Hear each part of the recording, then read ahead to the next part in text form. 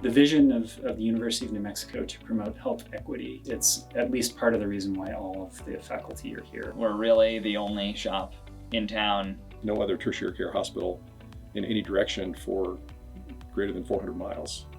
I am the only surgeon doing transoral robotic surgery in the state. And I'm the only facial plastic surgeon. I'm the only neurotologist in the state. I feel really glad that I trained at the University of New Mexico. Great residents, wonderful people to work with, and great colleagues. We definitely don't stress the hierarchical nature of academic medicine here. We're like a little family. I feel like I can talk about most things with my attendings. You get to operate a lot, not just as a senior resident, but as a junior resident as well. We get a ton of experience. We work very hard. You come out of this program ready to run your own practice day one. It's a hidden jewel.